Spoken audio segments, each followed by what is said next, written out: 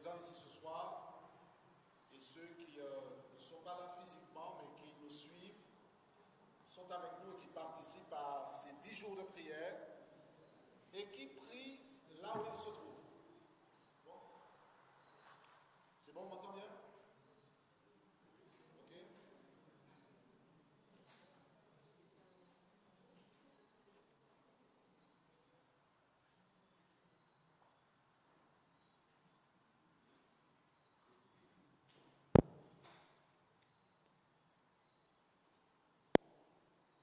Ok. Ok, c'est bon? Très bien. Merci. Donc je disais donc que qui que vous soyez avec nous ici physiquement ou virtuellement, participez à cette démarche de prière.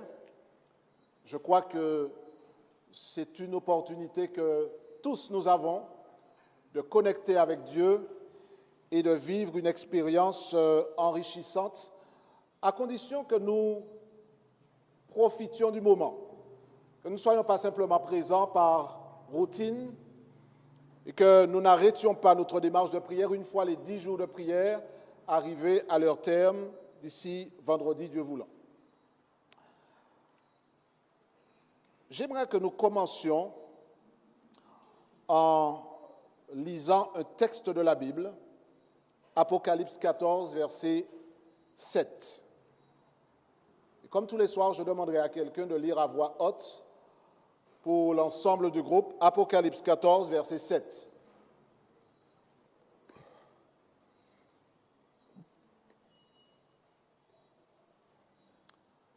Très bien, qui a trouvé, qui veut lire pour nous, Apocalypse 14, verset 7.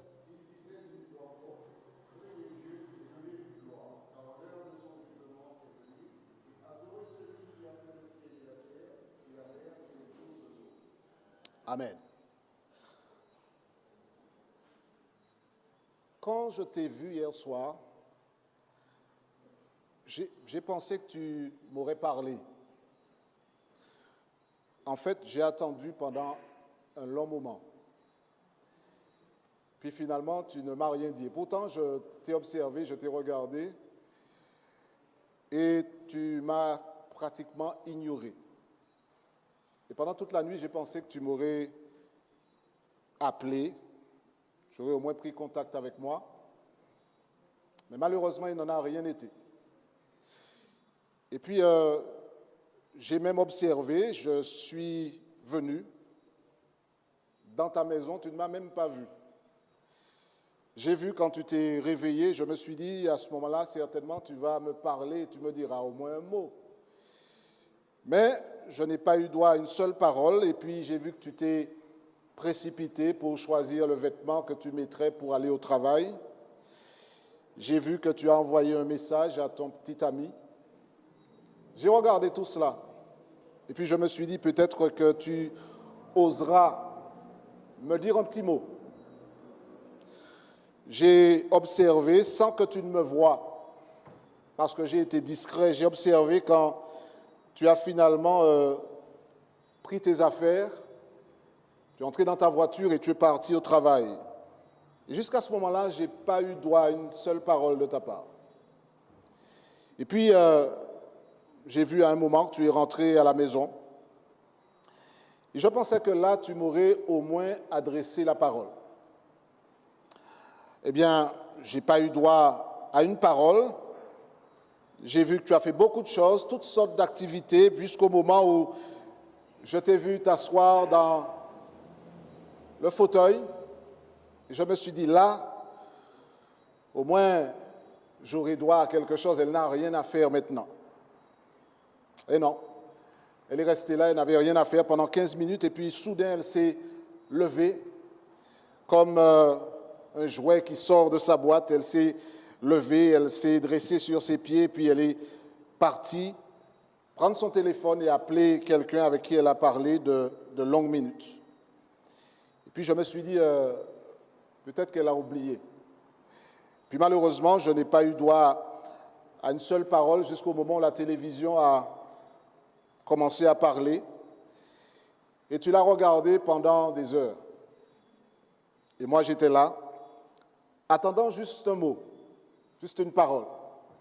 Puisque je te regardais, je t'observe et j'ai envie que tu me parles. Malheureusement, je n'ai pas eu droit à quoi que ce soit.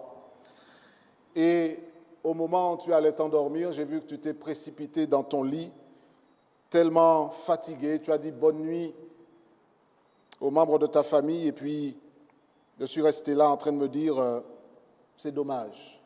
Il y a tellement de choses qu'on aurait pu se dire. Je t'aime tellement, tu sais.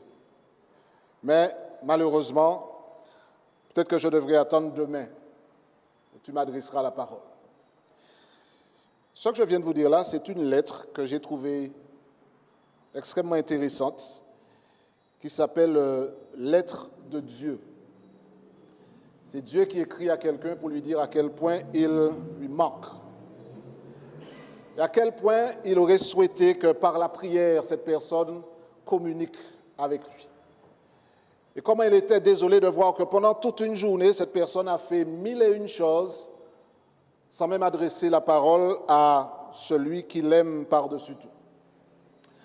J'ai trouvé ça intéressant puisque je me suis dit, peut-être que ça nous ressemble quelque part.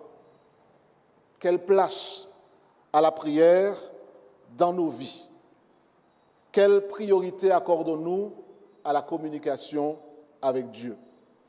Je dirais à méditer. Chacun d'entre nous pouvons répondre à cette question pour nous-mêmes. Et vous me direz quel rapport il y a entre le texte qui a été lu d'Apocalypse 14 et la prière que nous considérons si importante que parfois Dieu soupire après ce moment où nous allons réserver un créneau pour lui parler et pour communier et communiquer avec lui. En tant qu'adventistes du 7e jour, nous sommes appelés à proclamer un message pour la fin des temps. Un message tellement important que rien ne devrait détourner notre attention de ce message. C'est une citation d'Ellen White. Nous prêchons le message du premier ange. Vous savez, Apocalypse 14, verset 6. Vous connaissez ce passage? Je vis un autre ange qui volait par le milieu du ciel, ayant un évangile, comment? Éternel, pour l'annoncer aux habitants de la terre, à toute nation, à toute tribu, à toute langue, à tout peuple. Et il disait d'une voix forte, « Craignez Dieu et donnez-lui gloire, car l'heure de son jugement est venue. Et adorez celui qui a fait le ciel et la terre et la mer et les sources d'eau. » Craignez Dieu. C'est ça le message. Alors je rappelle que nous avons besoin de véhiculer ce message. Nous avons reçu comme mission de faire savoir au monde que l'heure est arrivée de craindre Dieu. Ça veut dire quoi, craindre Dieu? Dites-moi comment vous comprenez cela. Craindre Dieu, c'est quoi? Est-ce que ça veut dire que je dois avoir peur, l'aborder avec tremblement? Craindre Dieu signifie quoi? Donnez-moi une ou deux réponses selon la manière dont vous percevez cela. Craindre Dieu, dites-moi. Respecter Dieu, oui. Quoi encore? Honorer Dieu, oui. Vivre pour sa gloire, c'est ça? Ah, donner toute la gloire à Dieu. Très bien, oui, absolument. Quoi encore? Obéir à ses lois. Alors, tout cela fait partie de craindre Dieu. Je crains Dieu parce que je reconnais qui il est, je le mets à la place qui lui revient de droit. Je crains Dieu, c'est-à-dire que je l'aborde comme celui qui est au-dessus de moi, celui qui est créateur, qui est souverain, qui a droit sur ma personne et qui contrôle l'univers tout entier. Craignez Dieu. Pourquoi est-ce qu'à la fin des temps, l'heure est venue de craindre Dieu? Parce qu'aujourd'hui, dans le monde dans lequel nous vivons, la crainte de Dieu a pratiquement disparu. Je ne sais pas si vous réalisez que nous vivons à une époque où la parole de Dieu a été pratiquement placée aux oubliettes. Aujourd'hui, on peut marier un homme avec un homme, on peut dire ce qu'on veut, faire ce qu'on veut, manger ce qu'on veut, sans se soucier de ce que Dieu pense, de ce que sa volonté déclare. L'homme a pris la place de Dieu sur le trône et c'est sa volonté qui s'accomplit. Voilà le monde dans lequel nous vivons. Or, le texte dit que l'ange crie d'une voix forte, « Craignez Dieu ». Le moment est arrivé pour nous de révérer Dieu et de lui donner la gloire, car l'heure de son jugement est venue. Est-ce que ça vous fait peur ou ça vous remplit de joie? L'heure de son jugement est venue. Est-ce que le jugement de Dieu nous effraie? Ou est-ce qu'il nous permet de dire « Alléluia, l'heure de son jugement est venue, formidable ». J'espère que personne ici n'est dans une démarche de peur, parce que de la même manière que craindre Dieu ne signifie pas avoir peur de Dieu, l'heure du jugement de Dieu est une formidable opportunité pour ceux qui lui appartiennent de recevoir justice, de voir finalement l'histoire arriver à son terme. Et le livre de l'Apocalypse, que nous étudierons d'ailleurs dans quelques semaines, est un livre qui s'emploie à démontrer que dans l'histoire, c'est Jésus qui est gagnant. Quand on lit l'histoire dans l'Apocalypse, derrière toutes ces bêtes à cornes, etc., il y a une vérité extraordinaire, Jésus gagne. C'est lui le sauveur, c'est lui le souverain, et malgré les péripéties, il est toujours gagnant. Et le texte dit, adorez celui qui a fait le ciel et la terre, quoi encore? La mer et les sources d'eau. C'est une manière, à travers ces versets, de remettre Dieu à sa place et de remettre la parole de Dieu à sa place. Pourquoi est-ce qu'on précise qu'il faut adorer celui qui a fait le ciel, la terre, la mer et les sources d'eau? Pour quelle raison? Pour rappeler qu'il est créateur, mais surtout pour rappeler dans cette fin des temps que l'idée que l'homme a fait germer dans son esprit, selon laquelle l'humanité et l'homme inclus dedans, serait le fruit du hasard, eh bien, il nous faut tordre le cou à cette croyance et rappeler au monde entier qu'il y a un créateur et que Dieu est créateur de l'univers.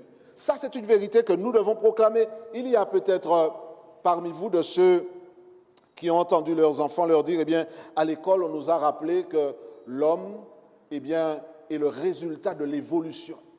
C'est une manière de piétiner l'enseignement biblique qui place Dieu comme le créateur de toutes choses. Et lorsque le texte d'Apocalypse que nous devons proclamer déclare « Adorez celui qui a fait le ciel, la terre et la mer et les sources d'eau », c'est une manière de dire que nous devons dire au monde que si nous sommes des vrais adorateurs, nous reconnaissons le Créateur, nous reconnaissons son œuvre créatrice. Et quand on parle de la création, vous comprenez bien que toutes les fois vous dites que c'est Dieu qui a créé le monde. Qu'est-ce que vous injectez dans cette croyance-là? Quelle est la doctrine fondamentale qui va de pair avec la création? On devrait le savoir, nous, adventistes du 7e jour, le sabbat, absolument. Parce que si vous enlevez la création telle que la Bible l'enseigne, il n'y a pas de 7e jour, puisque c'est sur des millions d'années que l'homme a évolué, et puis à partir d'un tétard, eh bien, il a évolué pour devenir un quadrupède, et puis ensuite il s'est dressé, et puis finalement, ça a donné ce que vous et moi, nous sommes aujourd'hui. C'est ce que disent certains livres de science. Or, quand je lis ma Bible, je réalise que je ne descends pas du singe. Je descends du sage, peut-être, mais certainement pas du singe. D'accord? Et par conséquent, la vérité du sabbat, la vérité de la création par un Dieu créateur est une vérité que nous devons proclamer aujourd'hui. Or, malheureusement, certaines personnes se concentrent uniquement sur cet aspect des choses. Je voudrais juste évoquer un autre aspect de ce message du premier ange. Lorsque nous disons « Craignez Dieu et donnez-lui gloire, car l'heure de son jugement est venue, et adorez celui qui a fait le ciel, la terre, la mer et les sources d'eau », je suis en train de me placer dans une perspective où je dois déterminer est-ce que vraiment j'adore Dieu ou j'adore des idoles. Alors quand on dit adorer des idoles, c'est vraiment le dernier endroit où il faut dire ça ici. Parce qu'on n'a pas d'idole. Nous sommes des adventistes du 7e jour, on n'a pas d'idole. On n'a pas d'idole, mes amis. Où est-ce que j'ai pris cette idée-là? Et pourtant, le message du premier ange ne s'adresse pas seulement à ceux de l'extérieur pour qu'on leur dise « Venez adorer, arrêtez d'adorer des statues et des idoles ». Il s'adresse à moi. Parce que adorer celui qui a fait le ciel, la terre, la mer et les sources d'eau, c'est une invitation à reconnaître Dieu comme créateur et à ne pas prendre la place de Dieu en m'asseyant sur son trône et en étant moi-même l'objet de ma propre adoration. Qu'est-ce que vous adorez? Qu'est-ce que nous adorons? Qu'est-ce qui peut avoir pris la place de Dieu dans nos vies? Qu'est-ce qui a une importance telle que tout en disant « adorer Dieu », tout en chantant « adorer Dieu », en réalité, je m'adore moi-même, j'adore quelqu'un d'autre, j'adore la popularité, j'adore la prospérité matérielle, j'adore un certain nombre de choses, mais je continue de dire adorer celui qui a fait le ciel, la terre, la mer et les sources d'eau.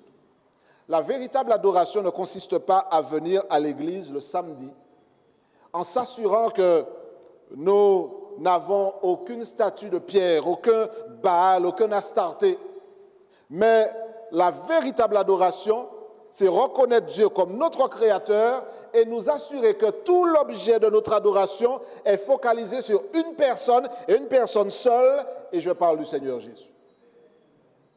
Suis-je l'adorateur du Créateur ou suis-je l'adorateur de la créature? À cette question, chacun devrait pouvoir répondre personnellement. Et c'est cela que signifie craindre Dieu. Si je crains Dieu, ça veut dire qu'il est sur son trône, que je l'adore, que je reconnais qu'il a droit sur moi, que c'est lui qui m'a tout donné et qu'en dehors de lui, je ne suis rien. C'est ce que le texte est en train de nous dire. Et quand je retourne à l'autel, eh bien, je retourne dans cette connexion avec un Dieu que je considère comme étant le sujet de ma prière, c'est à lui que j'adresse ma prière, parce qu'il est au-dessus de moi, il m'entend, et de son trône de créateur, il est prêt à répondre à mes requêtes. C'est ça le Dieu que nous servons. Le message du premier ange m'invite à le craindre, à le respecter, à lui donner la gloire. Je peux être tenté de récolter la gloire. C'est moi qui ai fait. C'est moi qui suis. Sans moi, vous ne pouvez rien faire. Certaines personnes cultivent cette manière d'être et de faire. Et beaucoup d'entre nous, nous sommes peut-être emportés dans cette spirale où nous nous plaçons sur un piédestal qui n'appartient qu'à Dieu. Ce que nous disons est très simple, mais fondamental. Ce message du premier ange doit être proclamé verbalement, mais également par mon attitude. Lorsque ceux qui me voient vivre réalisent que je crains Dieu, que sa parole compte pour moi, que je lui donne la gloire, que c'est lui qui a la première place. Et vous comprenez pourquoi, quand on dit que Dieu a la première place, le rencontrer régulièrement à l'autel de la prière est une démarche incontournable. Vous vous rappelez la lettre que j'ai lue en entrant, où Dieu se lamente de ne pas avoir de contact avec quelqu'un qu'il aime, qu'il a regardé toute la journée, qui a fait tout, mais pas un mot adressé à Dieu. Eh bien, comment peut-on dire qu'on craint Dieu, qu'on lui donne gloire, alors qu'on ne le rencontre pas? Posons-nous une question. Au cours de la journée d'aujourd'hui, combien de temps avons-nous passé à communiquer avec Dieu? Ne répondez pas, parce que chacun doit être interpellé par ce propre questionnement. Combien de temps ai-je passé à communiquer avec Dieu? Combien de temps ai-je passé à dire « Seigneur, tu es grand », à exalter son nom? Parce que craindre Dieu et lui donner gloire, c'est prendre le temps de dire aussi « Seigneur, je reconnais que tu es extraordinaire ». Il paraît que quand on est amoureux, on envoie des petits mots à son amoureux. Vous me regardez comme si je parle une langue étrangère et que vous n'avez jamais fait ça. Confessez, fouillez dans vos souvenirs. Vous envoyez des petits mots pour dire à la personne en pleine journée, alors que la personne est au travail, je pense à toi, tu me manques, etc. Vous vous rappelez ce que vous avez dit, d'accord? Ou que vous auriez voulu dire. Mais finalement, pourquoi ne fait-on pas la même chose pour Dieu? Pourquoi est-ce que finalement, je ne prends pas pendant la journée un moment pour dire « Seigneur Jésus, tu es tellement grand, je me rappelle que sans moi, sans toi, je ne suis rien. » que tu m'as tout donné, ce que je suis, ce que j'ai, c'est grâce à toi. Je voudrais te dire, Seigneur, que je t'aime. Est-ce que nous avons fait ça aujourd'hui? Est-ce que nous avons fait ça hier? C'est un questionnement qui nous amène à trouver le prolongement entre ce que nous récitons dans la Bible et ce que nous vivons. Dire, craignez Dieu et donnez-lui gloire, car l'heure de son jugement est venue. Et adorer celui qui a fait le ciel, la terre, la mer et les sources d'eau, tout le monde peut le faire. Même le diable peut réciter cela. Par contre, est-ce que je démontre en réalité que je crains Dieu, que je lui donne gloire, que j'adore ce Dieu créateur? Je demande à Dieu de faire en sorte qu'à aucun moment, cette parole contenue dans Apocalypse 14, verset 6, ne disparaisse de ma mémoire, parce qu'elle me rappelle sans cesse qui je suis et qui Dieu est et le rapport qu'il doit y avoir entre les deux. Et je voudrais que nous ayons un premier temps de prière maintenant. Et dans ce temps de prière, nous demanderons à Dieu de faire en sorte que notre vie soit un témoignage, que nous craignons Dieu, que nous l'adorons comme créateur et que nous lui donnons gloire en toutes choses et que son jugement est juste et que nous l'attendons avec impatience parce que nous sommes du côté de l'agneau et non pas du côté de ses ennemis. Nous sommes du côté de celui qui a créé et qui viendra pour recréer et pour nous introduire dans l'éternité. Nous allons demander à Dieu de faire de nous ces personnes-là. Les chrétiens qui matérialisent dans leur expérience personnelle la crainte de Dieu, la gloire qu'ils donnent à Dieu et l'adoration qu'ils vouent au Dieu créateur. Nous allons nous mettre à genoux et nous ferons 2 prières. Je demanderai à 2 personnes que l'on va désigner tout de suite, comme ça ira plus vite et ça sera plus simple. 2 personnes, un frère, une sœur de préférence, que nous puissions prier avec ce thème-là à l'esprit. Qui veut être la première personne qui priera? Première personne, un frère, parmi les frères qui sont là, qui fera cette première prière. 1 fois, 2 fois, aucun frère? Georges la fera. Très bien. La sœur, quelle sœur fera la prière? Quelle que soit votre génération. La prière, communiquer avec Dieu, vous pouvez le faire. Qui se charge de faire la deuxième? Très bien. OK, nous allons nous mettre à genoux. Très bien, donc sœur Grosi fera la deuxième prière et Georges fera la première. Mettons-nous à genoux.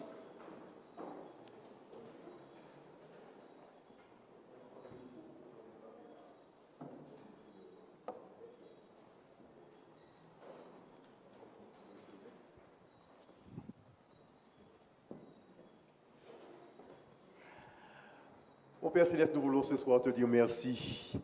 Merci de nous convier dans ta maison de prière afin de passer un moment merveilleux avec toi. Père, tu nous enseignes comment nous devons prier. Tu nous parles depuis ces moments des 10 jours et nous sommes conscients combien il est important pour nous de revenir à l'autel. Comment il est important pour nous de reconsidérer nos voies, de nous reconsidérer, Seigneur, notre relation intime avec toi. Père, nous voulons de tout cœur t'adorer. Nous voulons d'un cœur sincère te rendre gloire, t'honorer, te respecter, prendre du temps avec toi, te donner la priorité dans notre vie, dans nos programmes quotidiens. Au Père éternel, ce n'est pas toujours facile parce que nous aimons accourir ça et là pour faire nos affaires personnelles. Mais ce soir, tu nous rappelles à l'ordre parce que tu nous aimes. Tu veux que nous passions du temps avec toi, que nous te donnions ce qui te revient en priorité dans nos choix, nos décisions. Au Père, viens, aide-nous en ce sens. Permets que nous puissions prendre du temps, nous organiser, Seigneur, afin que ton nom soit constamment loué, afin que dans nos actions, dans nos pensées, dans nos comportements, dans notre vie, nous puissions te donner gloire, afin que tu sois glorifié et que tu sois content, heureux. Ô Éternel, nous voulons te plaire. Nous voulons te plaire. Aide-nous. Permets que nous puissions chercher, nous programmer, faire des plans, nous organiser, afin que tu sois au centre de notre vie et que nous puissions être heureux de pouvoir passer du temps avec toi. Père, sois avec nos familles, sois avec nous, et que nous puissions, Père éternel, t'aimer davantage, nous aimer, et ainsi te glorifier. Nous t'en prions au nom de Jésus. Amen. Amen.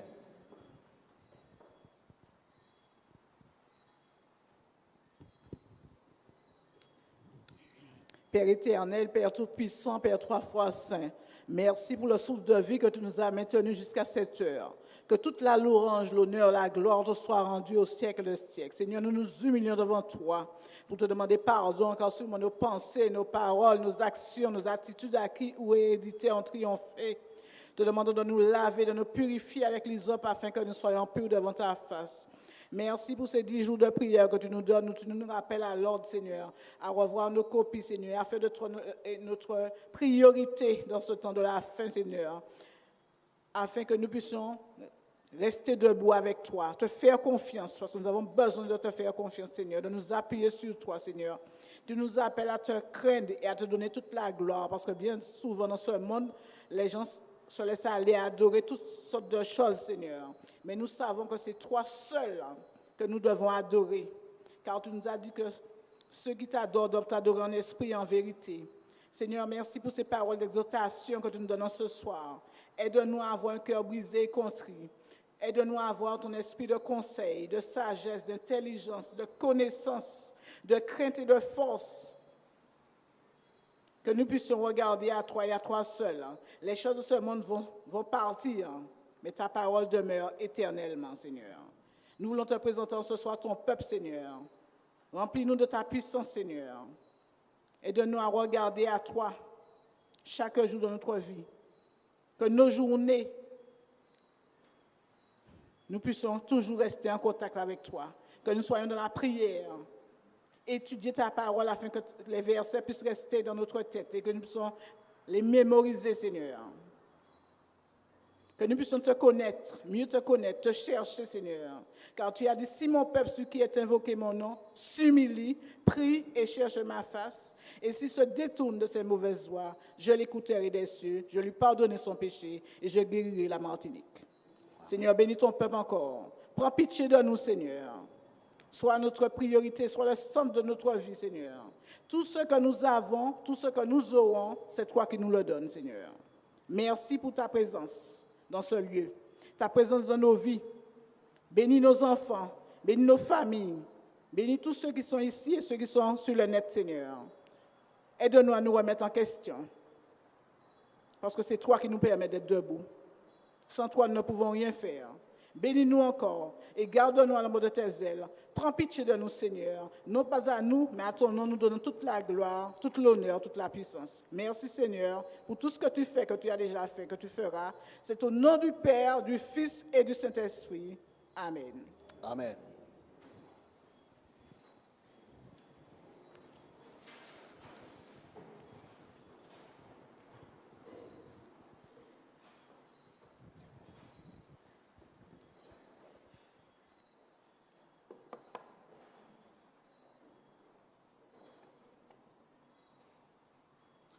Si vous lisez dans Apocalypse 14, au verset 8, prenez connaissance du message du deuxième ange. Le texte dit d'ailleurs, « Et un autre, un second ange, suivit en disant, « Elle est tombée, Babylone la grande, qui a abreuvé toutes les nations du vin de la fureur de son impudicité. » Est-ce qu'il y a des Babyloniens dans la salle? Personne? Vous êtes déjà allé à Babylone? Personne? Vous savez, toutes les fois où je lis ce texte, et je le dis très simplement, nous n'avons pas besoin de grandes démonstrations pour mettre le doigt sur des vérités bibliques fondamentales. Toutes les fois où je lis ce texte, je me dis, mais Seigneur, permets-moi de ne pas simplement penser aux autres lorsque je lis ce verset. Elle est tombée, Babylone. Moi, je suis à Jérusalem. Donc, Babylone est tombée. Donc, c'est dommage, ils n'ont pas eu le temps de venir avec nous. Babylone est tombée. Babylone est symbole de confusion. Et la plus grande confusion qui soit, bien entendu, c'est ce mélange de vérité et d'erreur que le diable s'est évertué à incarner dans un système politico-religieux qui fait la guerre à Dieu en se présentant comme faisant exactement le contraire. Mais un des sous-produits de cette confusion, c'est cette démarche illusoire des chrétiens qui consiste à imaginer qu'ils sont avec Dieu tout en étant dans le camp de l'ennemi. Vous savez, si je viens à l'église le samedi, je serais tenté de croire que je ne suis pas du tout de Babylone. Si par contre, j'observe un autre jour que le samedi, surtout si c'est le premier jour de la semaine, alors là, je tombe automatiquement dans la catégorie de ceux qui suivent Babylone la grande. C'est ainsi que certaines personnes raisonnent. Et je me dis, mais est-ce que je comprends que lorsque le Seigneur reviendra, ceux qui se sont associés à Babylone ne sont pas forcément des personnes qui ne sont jamais venues à l'église le samedi. En fait, il y a beaucoup de personnes qui viennent à l'église le samedi qui ont du sang babylonien qui coule dans leur veine. Alors, certains voudront peut-être m'excommunier parce que je parle ainsi, mais je dis et je redis que nous pouvons être à l'église et venir tout le temps et avoir l'esprit de Babylone, l'esprit de la confusion qui consiste à donner l'apparence que je suis chrétien, mais à vivre en étant inspiré par le malin. Alors c'est en général le genre de déclaration qui nous amène à rester silencieux parce qu'on a des catégories que nous faisons. Nous avons des péchés babyloniens, observation du premier jour, adoration devant des statues de pierre, ça. Mais quand je déteste mon frère et que je sélectionne qui je dois aimer, qui je dois pardonner dans l'église, à côté de qui je peux m'asseoir, ça, ce ne sont pas des péchés babyloniens, par contre. Et le diable rit, il ricane quand il nous voit tomber dans ce panneau en disant « Elle est tombée, Babylone la grande, les autres ». Et puis moi, je ne suis pas concerné. Je répète que seul l'Esprit de Dieu peut nous placer dans le camp du Seigneur Jésus. Si je ne suis pas habité par l'Esprit de Dieu, si ma démarche de retour à l'autel, de prière, de communion avec Dieu n'est pas solide, je peux me tromper moi-même en pensant que j'appartiens au camp des saints alors que je suis animé de l'Esprit de Babylone. Et malheureusement, il y a beaucoup de chrétiens qui tombent, et il ne m'appartient pas de désigner qui je dois me regarder, moi, qui sont à l'église, qui connaissent tous les textes par cœur, qui connaissent tous les chants, qui sont présents, qui sont impliqués, mais qui ne connaissent pas cette connexion avec le Seigneur Jésus. Et c'est là un des plus grands artifices du diable. Arriver à nous faire quoi? Que c'est bon, il n'y a pas de problème, tout va bien. Tu n'as tué personne, tu n'es pas en prison, en plus tu viens à la messe, à l'église le samedi, formidable. Que demander de plus? Mais dans mon cœur, il y a l'infidélité parce que je dérobe Dieu dans la dîme et les offrandes. Il y a cet esprit de haine qui fait que je refuse de parler à un tel, je refuse de m'asseoir à côté d'une telle, je refuse de prier avec un tel, etc. Je ne réalise pas que c'est l'esprit du malin qui m'amène à faire ça. Mais comme je viens à l'église et que je prie et je connais les chants, ça passera. Le Seigneur ne me placera pas dans cette catégorie. Nous nous trompons nous-mêmes si nous raisonnons ainsi. Nous avons tout intérêt à laisser l'Esprit de Dieu nous façonner et nous permettre de comprendre que ce qui nous permettra d'être dans le camp de ceux qui seront sauvés, ce n'est pas notre ancienneté à l'Église, ce n'est pas combien de sermons nous avons prêchés, ce n'est pas combien de chants nous avons interprétés, c'est est-ce que vraiment l'Esprit de Dieu m'a façonné et m'a rendu semblable à celui que je veux suivre, semblable à Christ. C'est ça la démarche. Quand on dit Babylone est tombée, ne regardons pas les autres, ne regardons pas une autre communauté, regardons-nous nous-mêmes et assurons-nous d'être connectés à Dieu dans ce retour à l'autel pour que son esprit nous amène à enterrer le moi et à laisser l'Esprit de Dieu triompher en nous. Si nous ne faisons pas ça, frères et sœurs, nous pourrons venir aux 10 jours de prière. Nous pourrons venir en réunion du mercredi soir. Ça ne servira à rien du tout. Le Seigneur ne dira pas, bon, d'accord, tu n'étais pas bon, tu n'aimais pas ton frère, mais comme tu es venu souvent, 50 semaines sur 52, on ne peut pas te laisser dehors. Donc, entre dans la joie de ton maître. Alors ça, c'est dans un évangile apocryphe, mais dans le vrai évangile, ce n'est pas ça. Le vrai évangile, c'est si je laisse le Seigneur me transformer, si je lui permets d'accomplir son œuvre en moi, et ça ne peut se faire que dans cette démarche de connexion avec Jésus, alors à ce moment-là, le message que je suis censé proclamer a du sens. Elle est tombée, Babylone, la grande, qui abreuvait toutes les nations du vin de son impudicité. Babylone la grande. Et puis, un troisième ange, au verset 9, nous est-il dit, suivait en disant d'une voix forte. Alors, nous abordons ça de manière très générale, puisque je vous ai dit que nous allons débuter des études sur l'Apocalypse dans quelques semaines. Si quelqu'un adore la bête et son image, et reçoit une marque sur son front ou sur sa main, il boira lui aussi du vin de la fureur de Dieu, versé sans mélange dans la coupe de sa colère, et il sera tourmenté dans le feu et le soufre devant les saints anges et devant l'agneau. On préfère d'autres textes. Il y a d'autres textes qui sont quand même plus sortables que celui-là. Des textes comme « Le Seigneur nous aime tous », car Dieu a tant aimé le monde. On aime bien ces versets-là. Et puis on oublie qu'il y a aussi dans la Bible des versets qui nous placent face à nos responsabilités. Et je le dis en toute simplicité ce soir, si quelqu'un adore la bête et son image. Vous vous rappelez que dans le verset 6, le verset 7, nous avons dit qu'il fallait craindre Dieu, lui donner gloire et puis faire quoi? Adorer celui qui a fait le ciel, la terre, la mer et les sources d'eau. L'adoration du vrai Dieu créateur. Et là, si quelqu'un adore, mais adore qui?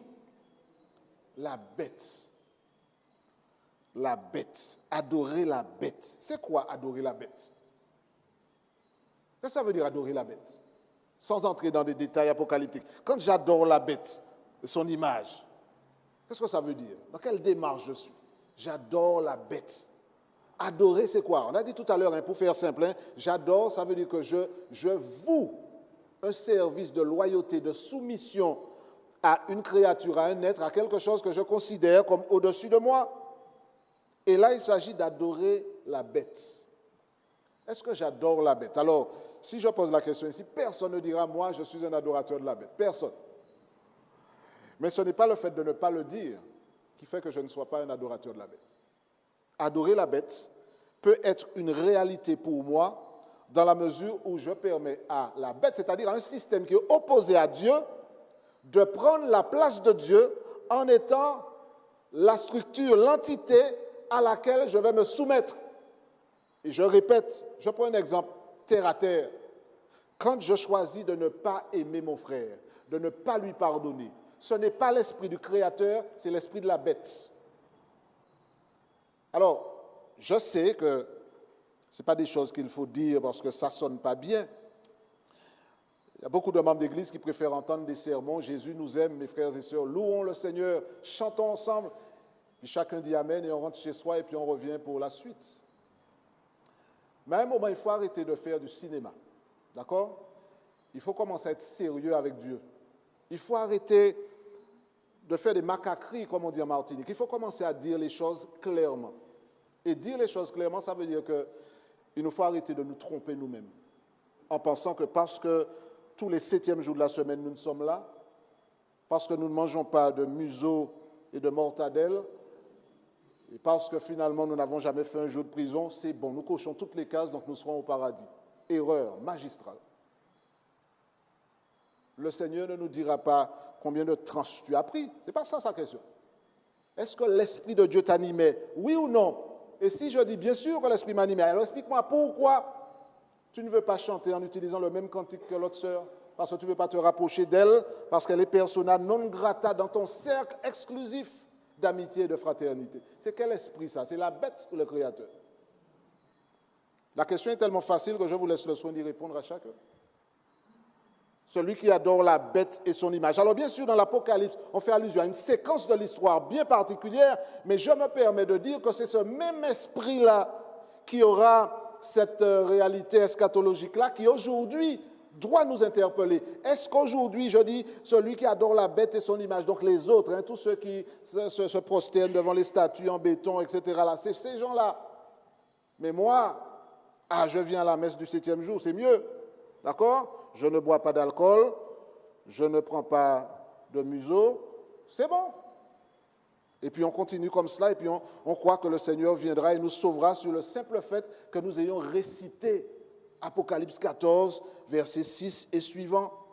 Je demande à Dieu de faire en sorte qu'à aucun moment le diable ne me couillonne. Parce que c'est ce que ça veut dire, c'est ce qu'il est en train de faire là. Il me fait croire que je suis avec le Seigneur Jésus, alors qu'en réalité, je suis animé de notre esprit. Et ça, c'est la grande illusion. La grande illusion. Je suis là, mais en même temps, je ne suis pas là. Je chante Jésus est bon, alléluia, je vibre. J'ai des frissons, la chair de canard. Et puis finalement, qu'est-ce qui se passe? Je me retrouve à l'église, après avoir chanté tous ces chants. Qu'est-ce que je fais? Je regarde, et puis je choisis les gens, et puis je reste dehors, je ressuscite des cancans qui avaient déjà enterrés. Je fais toutes sortes de choses qui sont inspirées par la bête et non pas par le Créateur. Lorsque le Seigneur reviendra, il aura ses bras grands ouverts pour sauver tous ceux qui auront choisi de se laisser transformer par lui et qui auront vécu cette expérience parce qu'ils seront retournés à l'autel. C'est là qu'on trouve la force de faire ce que ni vous ni moi ne pouvons faire. Vous savez, il y a des chrétiens qui réalisent la puissance de Dieu à travers la prière parce qu'à certains moments, ils se sont retrouvés face à des personnes et leur humanité a failli prendre le dessus. Les hormones ont commencé à danser dans leurs veines et les nerfs ont commencé à s'agiter. Ils ont eu envie de prendre quelqu'un, de secouer cette personne, de lui tordre le cou. Vous savez, des gens qui nous font parfois des sales coups. Des gens qui vous disent, prête-moi une somme, je te la remettrai dans une semaine. Et puis finalement, 15 ans après, la somme n'est toujours pas rentrée. Vous avez ça en travers de la gorge. Plus vous buvez d'eau, moins ça descend. Puis on a envie de tcho-tcho, c'est ça qu'on dit? Je ne sais pas comment ça s'écrit, mais... Alors, est-ce que moi, en tant que chrétien, je continuerai de faire semblant d'être un homme ou une femme qui habite dans le camp des saints et qui dit celui qui adore la bête et son image, qui recevra une marque sur son front ou sur sa main. On va détailler cela quand on va examiner le texte d'Apocalypse prochainement. Le front et la main, siège de la pensée, siège de la décision, la main, siège de l'action. Donc dans ce que je pense, dans ce que je fais, est-ce que je suis animé par le Créateur que j'adore ou par la bête que j'adore? Ce n'est pas un langage qu'on emploie souvent. Hein. Comment peux-tu oser dire, pasteur, qu'on adorerait la bête? Nous! Mais parfois, nous l'adorons tellement que nous ne réalisons même pas que lorsque nous venons à l'église, nous pouvons à la fois venir à l'église et être un adorateur du malin. Vous pouvez aller répéter que c'est moi qui ai dit ça. La question n'est pas de savoir si je viens à l'église, mais si mon retour à l'autel a porté du fruit. Et si, lorsque le Seigneur reviendra et que dans la période qui va précéder, lorsque la bête, la marque de la bête sera appliquée, est-ce que je suis conscient qu'il y a beaucoup de personnes qui se disent disciples de Jésus et qui vont trahir leurs frères qui appartiennent au camp de Jésus? Vous savez ça? Qu'il y a des personnes qui vont carrément dire, eh bien, je ne connais pas cet homme, comme jadis un certain Pierre, et que dans le même temps, des personnes que l'on a regardées de côté en disant, ceux-là qui adorent la bête. J'ai eu l'occasion d'étudier avec un pasteur d'une autre communauté. Et c'est toujours intéressant quand on discute avec des personnes qui ne sont pas de notre communauté. Et on réalise que Dieu est prêt à faire des choses extraordinaires. Et jusqu'à présent, je me dis, mais Seigneur, tu es grand. Quand je vois quelqu'un qui s'assoit en face de moi et me dit, pasteur, je suis de telle communauté religieuse, je vous ai entendu. Et ce que vous dites là, ça ne tient pas la route, etc.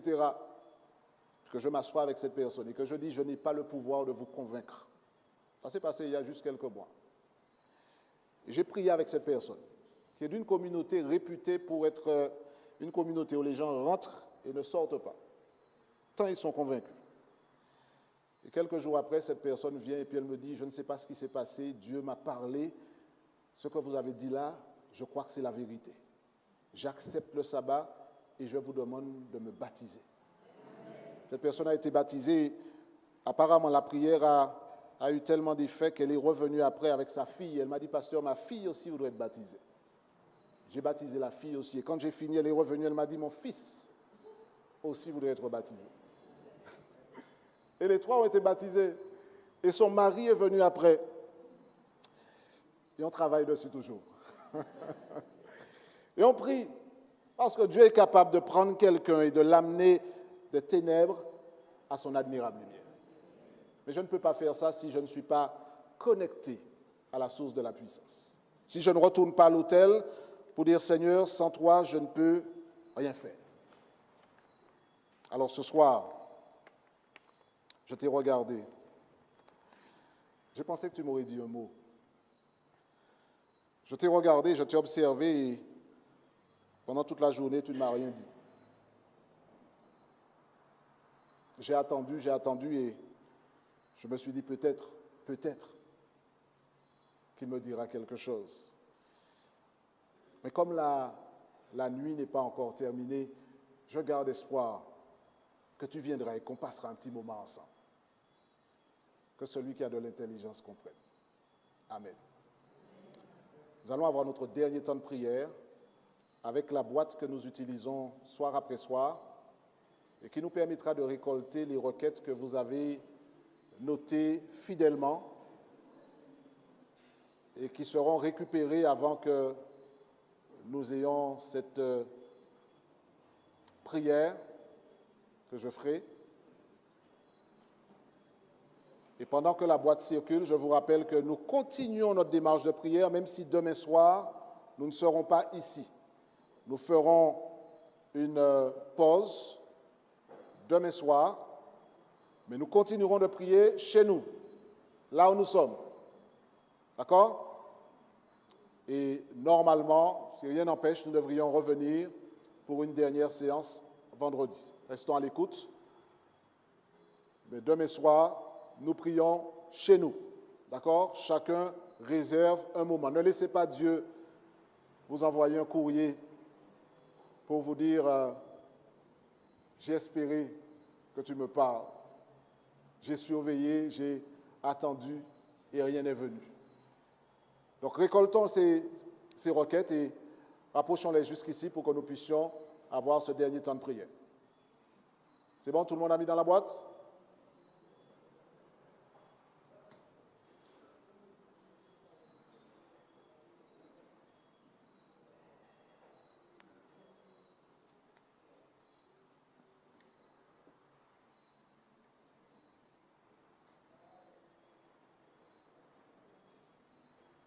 Voilà, il y en a encore qui sont récoltés. Et ensuite, nous allons, une fois que la boîte sera parvenue ici, nous allons nous mettre à genoux et nous allons prier ensemble avant de terminer comme nous le faisons habituellement.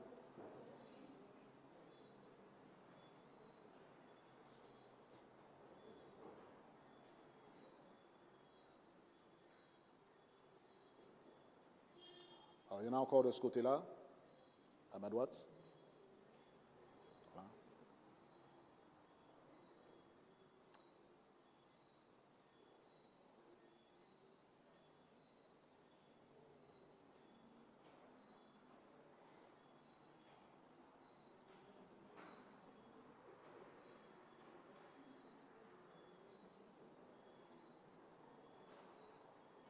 C'est bon? Alors, ce qui est formidable, c'est que peu importe le nombre de requêtes, Dieu ne sera pas dépassé par les événements. Donc, nous pouvons remplir la boîte. En fait, tout ce que vous avez écrit, tout ce que vous n'avez même pas encore écrit, il savait ce que vous allez mettre. Donc, ce n'est pas une surprise pour lui, mais c'est un acte de foi que nous faisons en disant, Seigneur, tu sais, mais voilà mon acte de foi. Je te présente ces requêtes. Nous allons les présenter au Seigneur. Merci. Et nous allons lui demander d'intervenir selon sa volonté. Nous allons nous mettre à genoux, tous ceux qui le peuvent en tout cas, et nous allons prier notre Père qui est dans les cieux.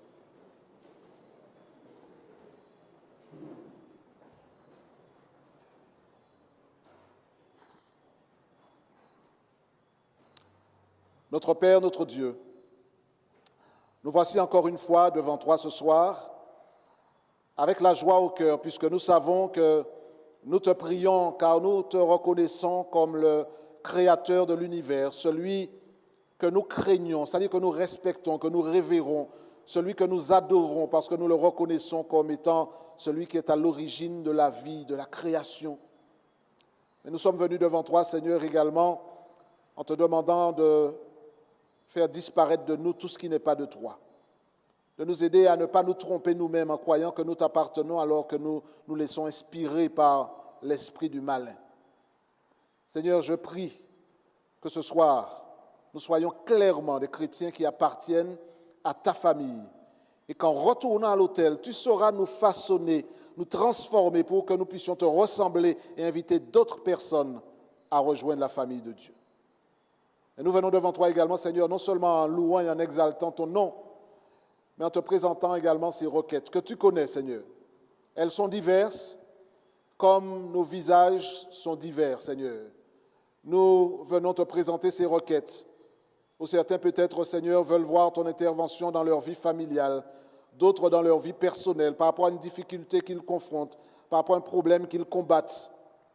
D'autres viennent, Seigneur, devant toi en plaçant des requêtes par rapport à leur situation financière, ou d'autres par rapport à leur santé. Seigneur, quelle que soit la requête, tu connais toutes choses.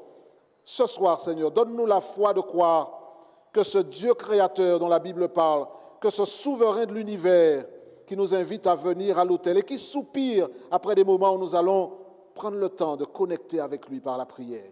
Nous croyons, Seigneur, que tu entends les prières et que tu es disposé à faire même au-delà de ce que nous te demandons. Alors donne-nous la foi de croire que tu peux réaliser ces grandes choses dans nos vies. Mais donne-nous aussi la foi, Seigneur, d'accepter ta volonté comme étant souveraine. Donne-nous, Seigneur, de faire cette expérience avec toi et que nous ressortions d'ici avec l'assurance que non seulement tu entends nos prières, mais qu'au moment même où nous les prononçons, Seigneur, tu es déjà en train de mettre en route les réponses à ces prières. Visite-nous ce soir, que personne ne parte d'ici sans avoir l'assurance, Seigneur, que sa prière a été entendue et que le Seigneur agira selon sa bonté et sa miséricorde et selon sa volonté. Alors, Seigneur, fais-nous du bien, garde-nous dans ta paix et que ta parole demeure dans nos cœurs et que rien ni personne ne vienne troubler notre relation avec toi. Nous te demandons ces grâces dans le nom de Jésus et pour ta gloire. Amen. Amen. Voilà, nous sommes arrivés à la fin de notre rencontre. Nous allons terminer comme on le fait habituellement avec le chantème et une bénédiction pour que nous nous en allions puisque nous sommes dans la prière et nous continuons de prier. Que l'Éternel nous bénisse. Frères et sœurs, nous ne sommes pas ici demain soir, comme je l'ai dit, mais nous continuons de prier et nous nous retrouvons donc normalement vendredi soir pour la fin de ces 10 jours de prière. Que Dieu nous bénisse.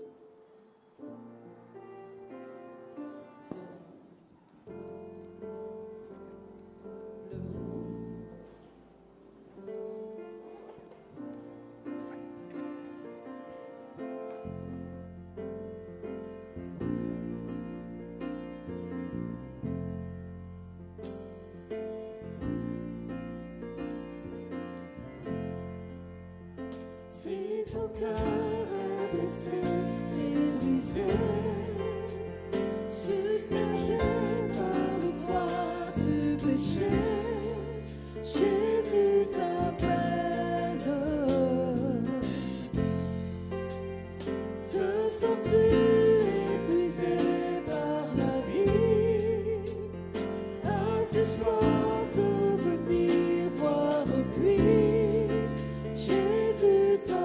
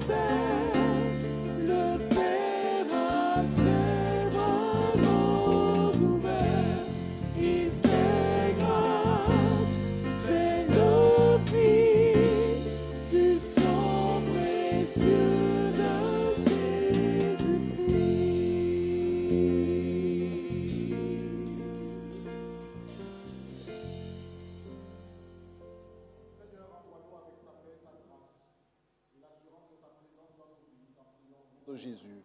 Amen. Bonne rentrée à vous tous, que Dieu vous garde et rendez-vous vendredi soir, Dieu voulant. 18h45.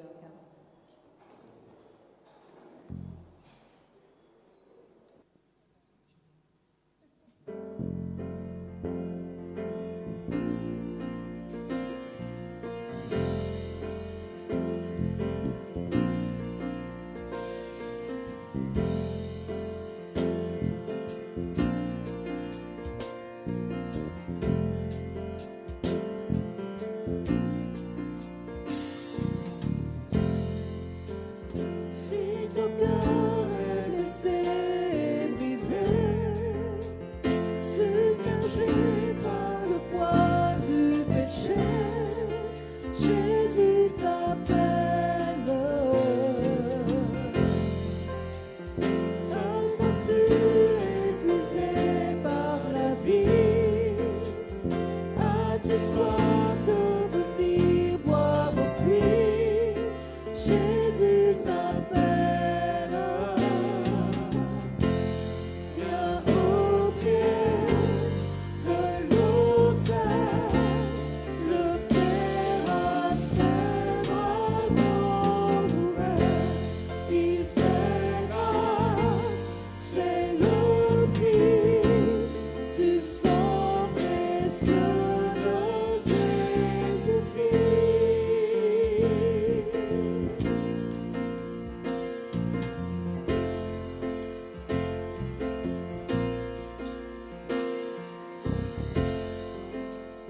Laisse la terre ses erreurs, sans tarder, viens à lui dès ce temps.